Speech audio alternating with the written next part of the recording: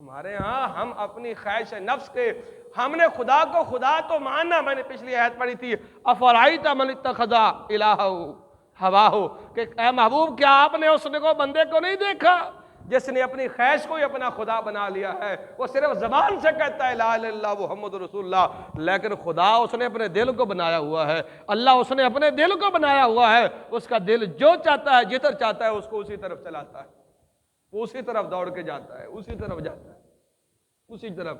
تو اس کا دل چاہ رہا کہ میں نے ایسے کرنا ہے، اس کی خواہش اور تمنا ہے کہ میں نے ایسے کرنا ہے، وہ لفظوں میں تو خدا کو مانتا ہے لیکن حقیقت میں خدا اس نے اپنے دل کو بنایا ہوا ہے۔ یہ تو قرآن کی آیت میں پڑھ، افرائیت من اتخذ الہہ ہواہ، کہ محبوب آپ نے اس کو نہیں دیکھا جس نے اپنی خواہش کو اپنا خدا بنایا ہوا ہے؟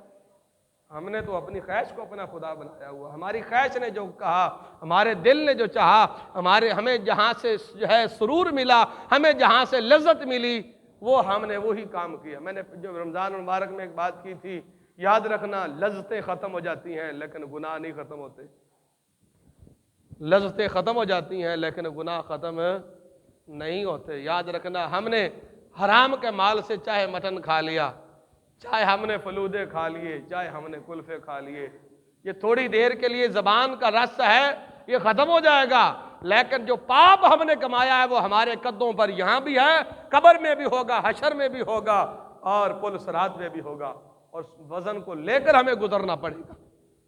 وہ وزن ہمارے کاندھوں کے اوپر ہے جو گناہ ہم نے کمایا ہے، اس لیے لذتیں ختم ہو جاتی ہیں۔ یاد رکھنا گناہ کبھی ختم نہیں ہوتے، گناہ ختم نہیں ہوتے، لہذا لذت کے لیے کبھی جو ہے وہ گناہ نہ کرنا۔ لذت ختم ہو جاتی ہے، گناہ بندے کے سر پہ رہتا ہے۔ ہمارے ہاں ہم نے لذت کو اپنا سب کچھ بنا لیا ہے، لذت کے پیچھے چلنا کہ ہمیں لذت کہاں ملنی ہے، لذت کہاں ملنی ہے۔ اس لیے اپنی خواہش نفس کو خدا بنانے والے خدا کے ماننے والے نہیں، وہ بلکہ اپنے آپ سے اور اپنے خدا سے دھوکہ کرنے والے۔ ہمارے ہاں ہم اگر اللہ کے لیے کرتے ہیں تو کیا ہم نے کسی غریب کو پیسے دیتے ہوئے کبھی ایسا کیا ہے کہ ہمیں پتا ہو کہ اس کو ضرورت ہے، اس کے گھر میں راشن نہیں ہے، رات کے اندھیرے میں گلی سے گزرتے ہوئے ہم نے جیب سے پیسے نکال کر اس کے گھر میں پھینک دی ہوں اور آگے چلے گئے ہوں؟ کہ ہم نے تو خدا کے لیے کیا، تو خدا دیکھ رہا ہے نا، چاہے اندھیرا ہے، چاہے دوپہر ہے، چاہے رات کے 2 بجے، لا تاخذ سینۃ ولا نوم، اس کو تو یہ اونگ بھی نہیں آتی جس کے لیے ہم کر رہے ہیں۔ اور اگر ہم خدا کے لیے کر رہے ہیں تو پھر ہم اس کو دے کر، پھر اس کا فوٹو بھی کھینچ کر، پھر نٹ پہ ڈال کر ہم کہہ رہے ہیں کہ ہم جنہیں فلاں کی ہم نے مدد کر دی ہے، فلاں کو ہم نے آٹے کا تھیلا دے دیا ہے، فلاں کو ہم نے راشن دے دیا ہے، اور یہ دیکھو فوٹو بھی ہم نے ڈال دیا ہے کے اوپر۔ ہم نے خدا کے لیے کیا ہے یا نیٹ کے لیے کیا ہے؟ کس کے لیے کیا ہے؟ شہرت کے لیے کیا ہے؟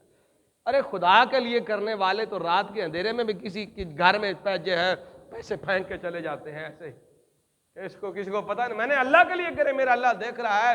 لیکن ہم میں ایسا کون ہے جو رات کے اندھیرے میں کسی کے گھر میں پیسے پھینک کے آیا ہو کہ یہ ضرورت مند ہے، ضرورت مند ہے اس کو؟ ہمارے ہاں تو ہمارے پیسے ایسے، پرسوں ایک بندہ بتا رہا تھا مجھے، اور جی جناب کیا ہوا، اور جناب حضرتاں دا جناب پیر صاحب دے جناب عرس سی، تو میں جناب 10 من گوشت پیش کیتا ہے تو 50,000 روپیہ حضرتاں نو پیش کیتا ہے، 10 من گوشت کیتا ہے تو 50,000 روپیہ پیش کیتا ہے۔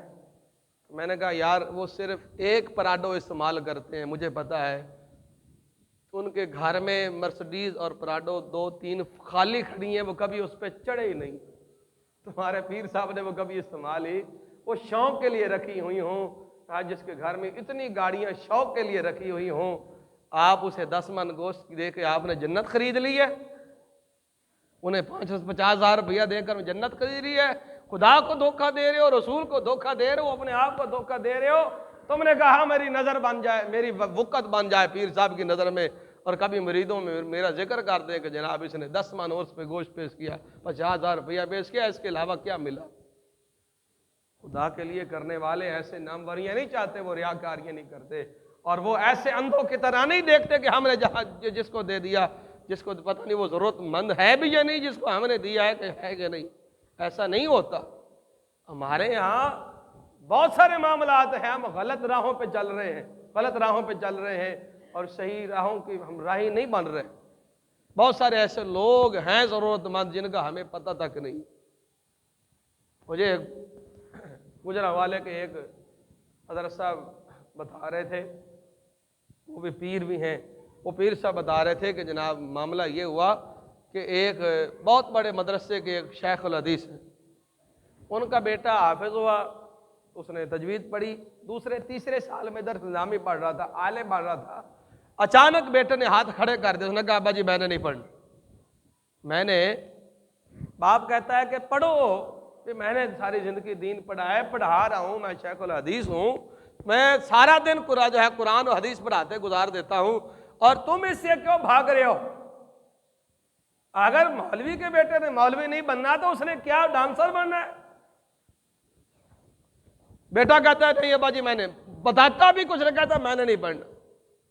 باپ کو جواب دے دیا، وہ ان کے دوست تھے پیر صاحب، اس نے کہا جی میرا بیٹا اچانک سرکش ہو گیا ہے اور وہ کہتا میں نے پڑھنا نہیں، کسی سے اس نے بات کر لی اور وہ باہر کسی ملک میں جا رہا ہے، وہ دن رات کہتا ہے مجھے باہر بھیجو، میں نے باہر پیسے کمانے. پھر سب کہتے ہیں میں نے بچے کو بلا کر میں نے کہا کہ بیٹا وجہ کیا ہے؟ تم حافظ بھی ہو، قاری بھی ہو، 2-3 سال پڑھ چکے ہو درس نظامی، اور اچانک آ کر سب کچھ پھینک کر کیوں جانا چاہتے ہو؟ وجہ کیا ہے؟ کس لیے تم جا رہے ہو؟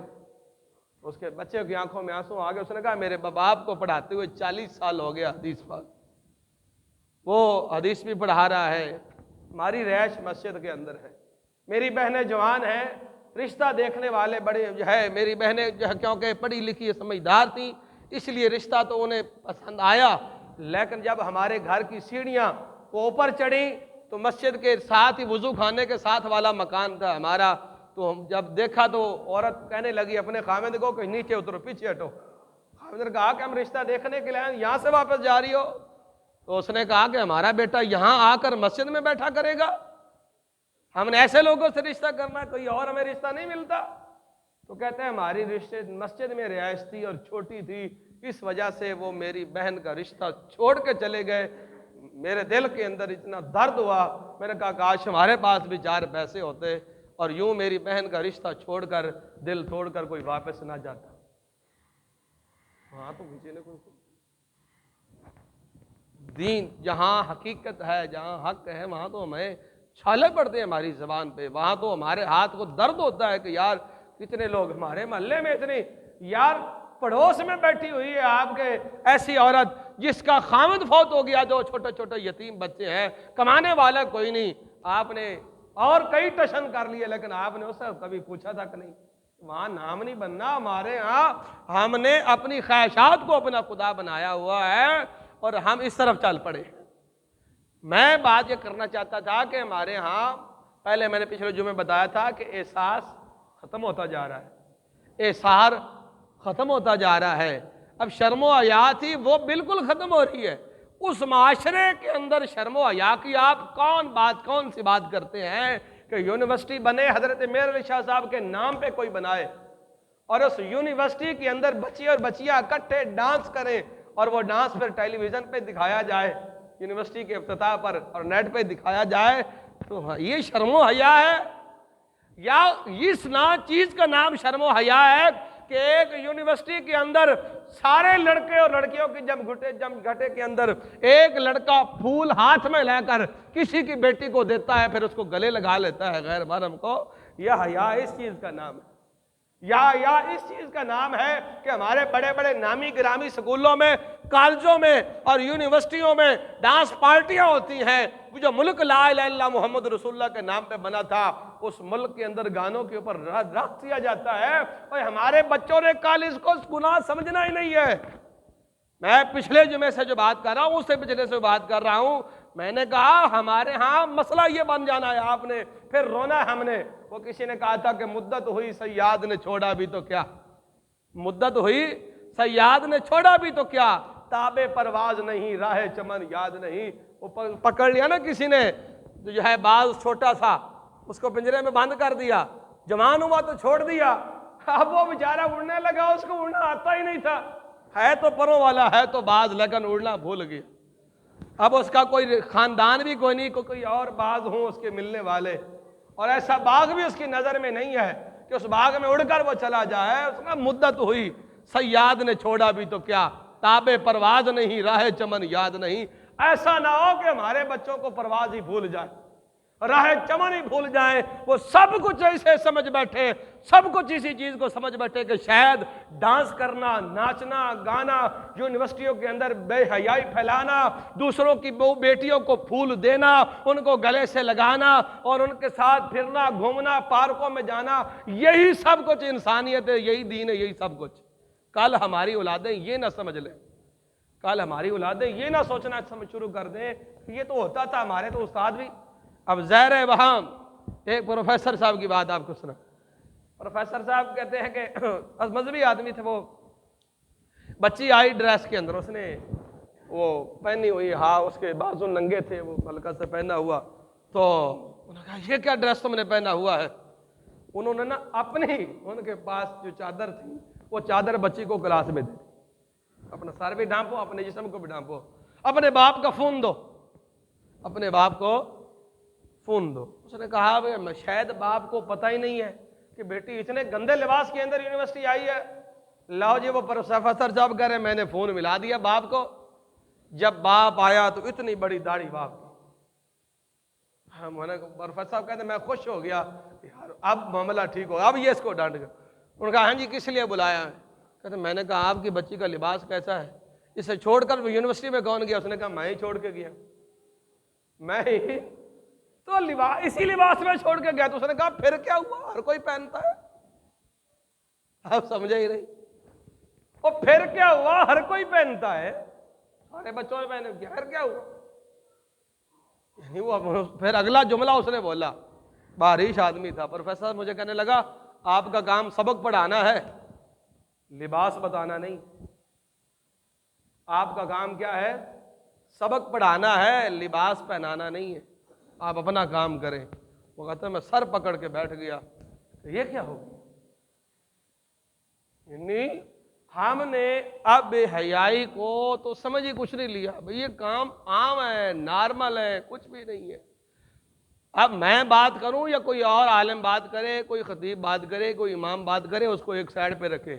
میں تمہیں بتاتا ہوں مدینے کے تاجدار کی بات۔ میرے اور آپ کے کریم آقا صلی اللہ علیہ وسلم فرماتے ہیں کہ اگر نماز پڑھنے کے، جب عورتیں نماز پڑھنے کے لیے آتی تھی، مسجد میں عورت نماز پڑھنے کے لیے بھی آئے، اگر وہ خوشبو لگا لے اور وہ خوشبو آ رہی ہو جسم سے، تو واپس جا کر غسل کرے۔ پھر کیا کرے؟ اگلا لفظ میں بولنا نہیں چاہتا، وہ بڑا سخت ہے، بس اتنا سمجھ لے کہ واپس جا کر کیا کرے؟ غسل کرے۔ یہ تو نماز۔ اگر وہ عورت خوشبو لگا کے باہر نکلی کسی اور کام سے، کسی اور کام سے، اس کے جسم، اس کے کپڑوں سے لگی ہوئی خوشبو کسی غیر محرم مرد کی ناک سے ٹکرائی، اس کو خوشبو محسوس ہوئی، اب جتنے قدم وہ چلتے ہوئے اٹھائے گی، وہی زانیۃ وہی زانیۃ وہی زانیۃ، حضور نے 3 دفعہ فرمایا جتنے قدم اٹھاتی جائے گی ہر قدم پر اسے زنا کا گناہ ملتا جائے گا۔ کیا صرف اس کے جسم پہ لگی ہوئی خوشبو غیر محرم سے ٹکرائی، بھائی تو ہاتھ ملائے جا رہے ہیں، کلاوے بازیاں ہو رہی ہیں۔ نبی علیہ الصلوۃ والسلام نے فرمایا کہ اگر غیر محرم عورت، ایک تو روایت میں حضور نے فرمایا کہ وہ بندہ اپنے ہاتھ پہ آنکھ کا انگارہ رکھ لے، آنکھ کا انگارہ رکھ لے، لیکن کسی غیر محرم عورت سے ہاتھ نہ ملائے، اس کے جسم سے مس نہ کرے، ہاتھ کا انگارہ رکھ لے۔ اور اگلی بات نبی علیہ السلام نے فرمایا کہ بندہ کیل لے کر کیل اپنی پیشانی پہ رکھ کے اور تھوڑے سے وہ کیل اپنی پیشانی کے اندر ٹھوس لے، لیکن وہ کسی غیر عورت کی طرف ہاتھ نہ بڑھائے، اس کا جسم سے اپنا ہاتھ مس بھی نہ کرے، اس کا جسم اس کے ساتھ نہ ملے۔ اگر وہ جان لے کہ اللہ کتنا ناراض ہوتا ہے اور کتنا غضب اور قہر ہے خدا کا کسی غیر عورت کے جسم کو مس کرنے میں، تو وہ بندہ اپنے پیشانی پہ کیل رکھ کے اور تھوڑے سے اپنے کیل جو ہے جسم میں ڈال لے گا، لیکن کسی غیر عورت سے ہاتھ نہیں ملائے گا، اس کے جسم سے جسم نہیں مس کرے گا۔ میں کو مذاق سمجھا ہوا ہے ہم نے؟ میں نے تو ایک دفعہ بوڑھا آدمی دیکھا جناب، میں ایک شادی پہ گیا تو 2 بوڑھے آدمی اور 5 وقت کے نمازی، واللہ باللہ تاللہ، اللہ شاہد ہے، اللہ وحدہ لا شریک، میں حضور کے ممبر پر بیٹھا ہوں، میرے سامنے رب کا قرآن ہے، دونوں، اور وہ دونوں بندے ذمہ دار ہیں، عہدے دار ہیں، مذہبی طور پر عہدے دار ہیں بھی بزرگ۔ تو اس نے کہا کہ موبائل نکالا، اس نے کہا مال آیا ہے، مال آیا ہے، تو اس نے کہا میرے نمبر پہ بھیج دو، میرے نمبر پہ بھیج دو۔ میں نے کہا موبائلوں میں کیا مال آتا ہے؟ واللہ میں موبائلوں میں دوسری طرف بیٹھا تو میں نے نا تھوڑی سی اس طرف توجہ کر دی، مال آیا جناب، مال کیا؟ اس نے اس کو سینڈ کیا، اس نے تھوڑا سا چلایا، وہ مال کیا تھا؟ وہ نیم اریاں مجرا تھا، وہ نیم اریاں۔ میں دونوں شخصیات کو جانتا تھا، مجھے ان کے حج بھی یاد آئے، ان کی نمازیں بھی یاد آئیں، ان کا دینی اور مذہبی عہدہ بھی یاد آیا، اور پھر مجھے رونا بھی آیا۔ میں نے کہا یار پتہ نہیں ہمارے سمجھانے میں کوئی کمی رہ گئی ہے، پتہ نہیں کیا ہو یار، اس قدر انسان اپنی حقیقت سے گر گیا۔ آپ کو پتہ ہے نبی علیہ الصلوۃ والسلام نے فرمایا من نظر الی محاسن امرأۃ اجنبیۃ عن شہوۃ صب فی عینہ العنق یوم القیامہ، نبی علیہ الصلوۃ والسلام نے فرمایا جس بندے نے غیر محرم عورت کی طرف دیکھا، شہوت کی نظر سے دیکھا، اس کے محاسن کو دیکھا، صرف دیکھا، قیامت کا دن ہوگا اللہ رب العزت شیشہ پگھلا کر اس کی آنکھوں میں ڈال دے گا۔ یہ تو حضور کی بات ہے یار، کلمہ پڑھ کر بھی حضور کی بات پہ یقین نہیں، ہمیں کو کس کی بات پہ یقین ہے؟ نعوذ باللہ من ذالک، اگر حضور کی بات پہ یقین نہیں ہے۔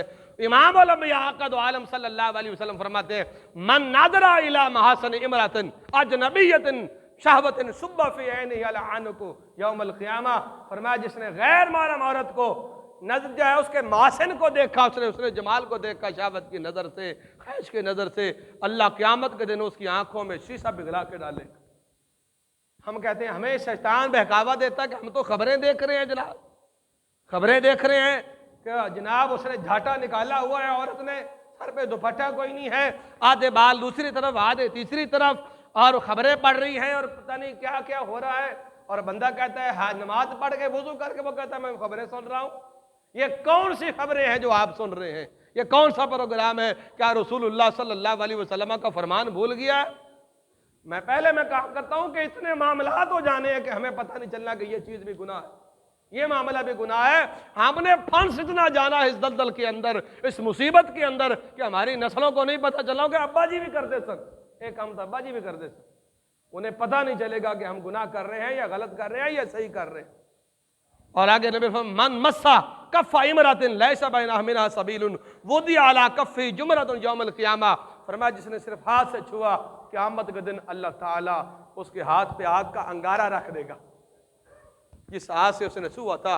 حضور نے فرمایا زنا العین النظر، حضور نے فرمایا انسان کا ہر اعضاء جو ہے وہ زنا کرتا ہے، آنکھ کا زنا جو ہے وہ اس کا دیکھنا ہے، ہاتھ کا زنا جو ہے وہ پکڑنا ہے، قدم کا زنا اس کی طرف چل کے جانا ہے۔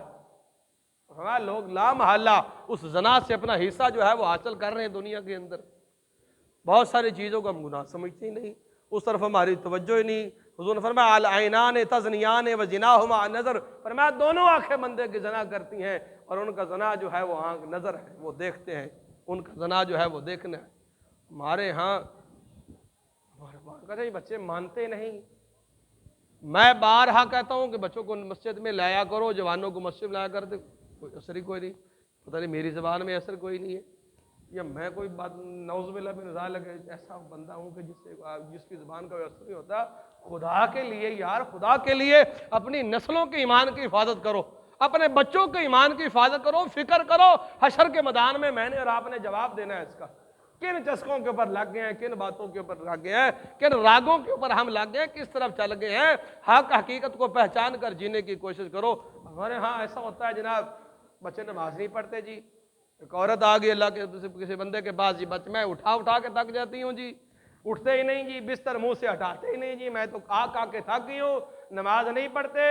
تو انہوں نے کہا اتنا بتاؤ مجھے، اتنا بچاؤ، جس کمرے میں تمہارے بچے سوئے ہوئے ہوں، اس کمرے میں آگ لگ جائے، تم ایک دو دفعہ کہو گی اٹھو، وہ نہیں اٹھیں گے تو ٹھیک ہے پھر جلنے دے. کہا نہیں نہیں، پھر تو میں ان کو کھینچ کھینچ کے نکالوں گی. اگر اس کمرے میں آگ لگ گئی تو کون سی ماں ہے جو اپنے بچوں کو جلتا ہوا دیکھ رہی ہے؟ ارے وہ تو پانی ڈالے گی، جو مرضی کرے گی، بستر کھینچے گی، نیچے سے جو ہے چادر کھینچے گی، اٹھائے گی. تو کہا اللہ کی بندی، یہ دنیا کی آگ کچھ بھی نہیں ہے، جہنم کی آگ اس سے بھی سخت ہے. اگر دنیا کی آگ میں اپنے بچوں کو جلتے ہوئے نہیں دیکھ سکتے تو جہنم کی آگ کا بھی فکر کرو، انہیں وہاں بھی جلتا ہوا نہ دیکھو. اس لیے اپنے بچوں کو نمازی بناؤ، انہیں دیندار بناؤ، انہیں رسول اللہ صلی اللہ علیہ وسلم اچھے برے کی تمیز انہیں دلاؤ، انہیں پتہ، انہیں گناہ کو گناہ سمجھنے والا بناؤ. غلط راہوں اور غلط چیزوں کی طرف نہ جاؤ، حق حقیقت جان کر جیو. اللہ رب العزت ہمارے شرم و حیا میں اضافہ فرمائے اور ہمیں حضور کا صحیح معنوں میں امتی بنائے، اور ہر قسم کی بدکاری اور بے حیائی سے اللہ ہمیں محفوظ رکھے. وآخر دعوانا ان الحمدللہ رب العالمین.